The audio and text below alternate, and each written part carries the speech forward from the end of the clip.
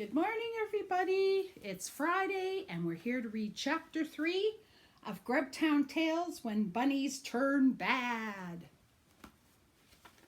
Chapter 3 Into the Night. It's the ape from the old folks' home, said Tie-Pin Petty Mandrake. I wonder what he's doing here.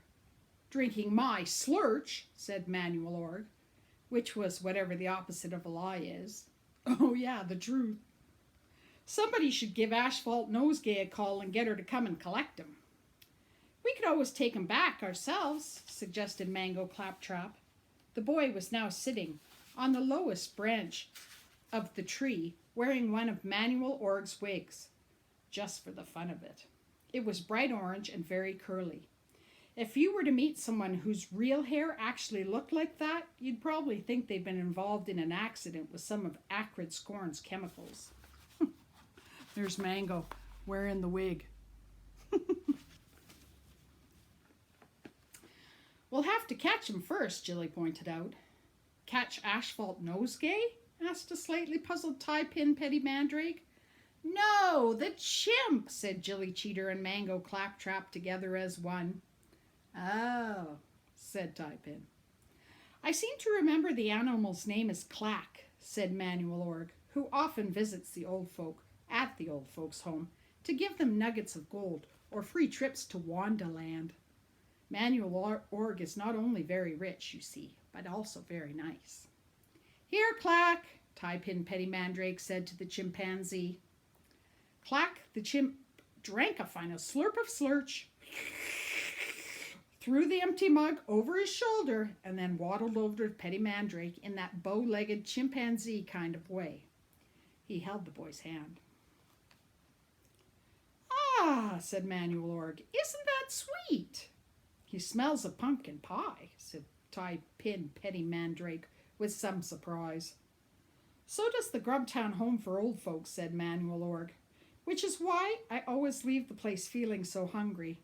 I usually dash round to the Rusty Dolphin for a quick bite to eat after a visit. Jilly Cheeter was already the other side of Clack, taking the chimp's other hand. Mango, meanwhile, was sitting up and rubbing his forehead under the orange curly wig. He'd just been knocked off his branch by a low-flying mug. Let's go, said Jilly Cheeter. It's getting late, said Manuel Org in the flickering lantern light. Are you sure you wouldn't rather I phoned the home and asked someone to collect him? It's fine, said Mango Claptrap. The old folks' home is on my way home anyway, and Jilly is staying the night. My dad is over in Limp, helping fix the bouncy chicken, Jilly Cheeter explained. The bouncy chicken over in the town of Limp is like a bouncy castle just about anywhere else, but chicken-shaped. Sloop Cheeter had been asked over to help try to repair a slow leak which had been caused when the bouncy chicken was hired off the Limp Chicken Society for a grunting hedge pigs gig. As the musically minded amongst you probably already know, fans of the pop group Grunting Hedge Pigs often dress up as purple hedge pigs, another name for hedgehogs, which means spiky clothes. And spiky clothes and bouncy chickens don't mix. There they are.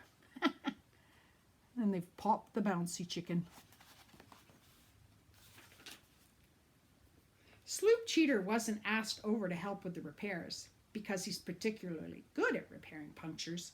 No, Sloop Cheeter was asked over to help to repair the punctures in the bouncy chicken, but because he has one of the biggest puncture repair kits for miles and miles around.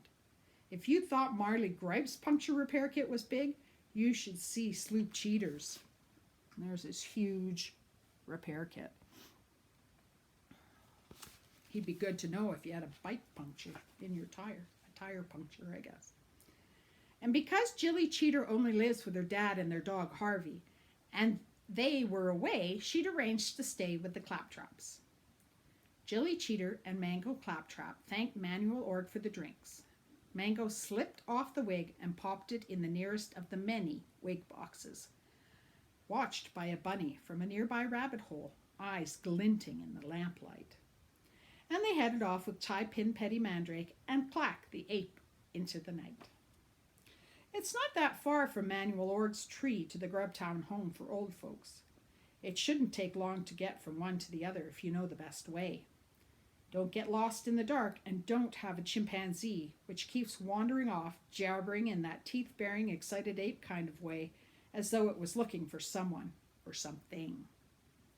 If, however, you're not really sure of the best route, even if you think you do, and you get lost in the dark, and you do have, and you do have a chimpanzee with you which keeps wandering off, you can find yourself not exactly lost, but not exactly sure where you are either, which is exactly what happened to Cheeter, Claptrap, and Petty Mandrake.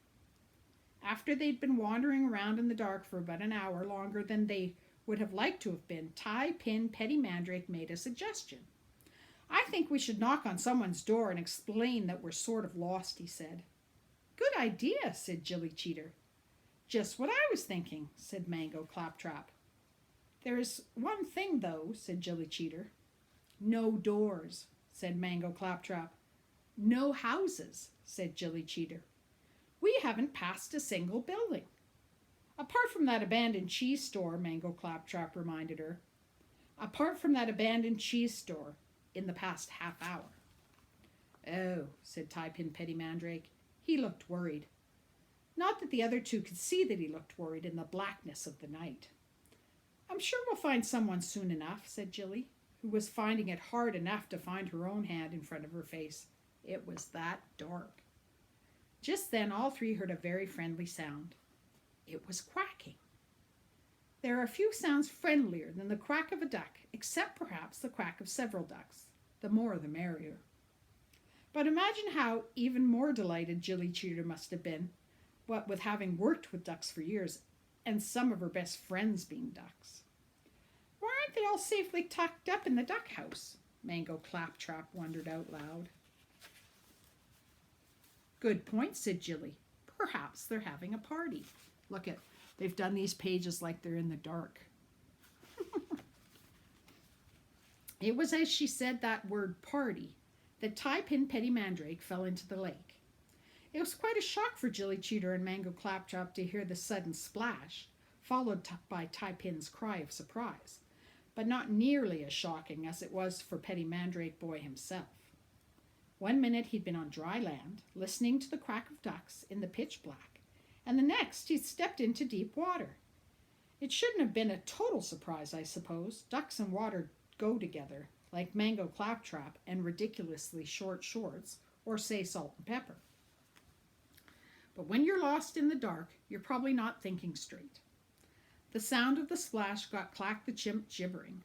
"Help!" shouted Pin, followed by a bubbly swallowing water kind of sound. The sound of Pin calling for help made the ape gibber even more. Both Jilly Cheeter and Mango Claptrap wanted to help, of course, but they couldn't even see him, let alone find a handy branch for him to grab hold of.